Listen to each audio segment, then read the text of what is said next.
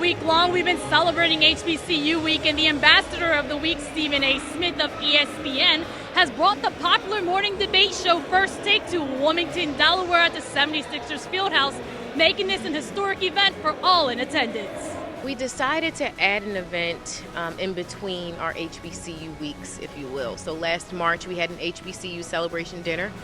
We brought Stephen A. Smith to the city of Wilmington to honor him as an HBCU alum for all of his accomplishments.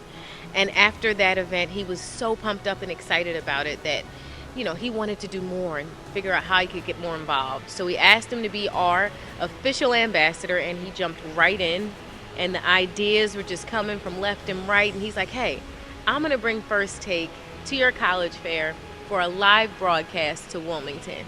And it was just like, how did we get here? This is the most incredible thing. Nobody saw this coming. Not me, not Earl, not the mayor, not anybody. And just to see it today just took it to another dimension. The energy was sky high for the special broadcast. Thousands showed up to the event to be a part of the experience and to see the entire cast of First Take, which included a special guest, NBA legend Magic Johnson.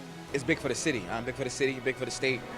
So be able to show ESPN that we have a lot of energy here, and they can come here. So for Stephen A. and ESPN, which is broadcast worldwide, not national, but worldwide. So for them to come here to our city, it was my responsibility. I took it as my duty to show them that we have energy. And it was my job to kind of get that energy and put it out there because I want them to come back.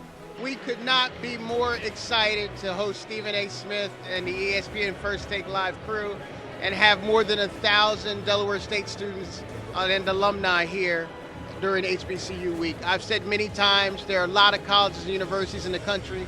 Only 3% are historically black colleges and universities, yet we represent 50% of all professionals of color in the country. So we're very excited to be highlighting HBCU Week in general and Delaware State in particular. So HBCUs graduate some of the best and the brightest.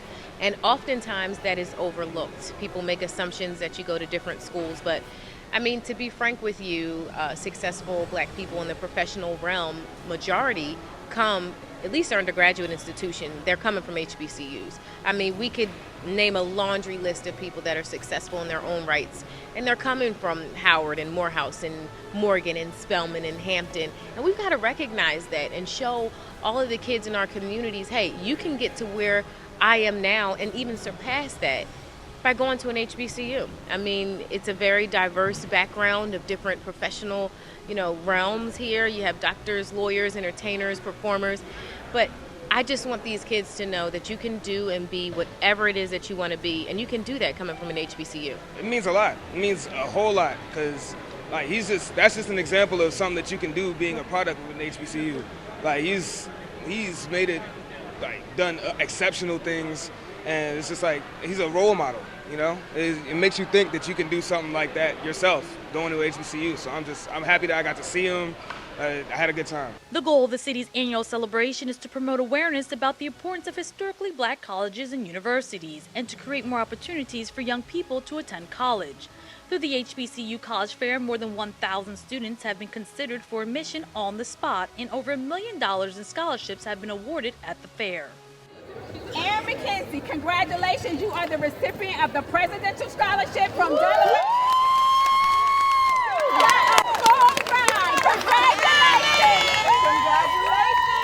The energy in the college fair, you hear screams and shouts and people jumping up and down. They're getting accepted on the spot. They're getting full rides. Delaware State made a commitment to give away no less than 5 full rides.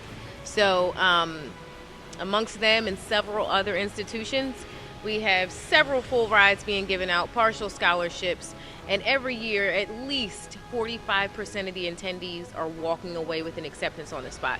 So we'll have to track all those numbers at the end of the day to see where we are for this year, but I'm sure we've surpassed that.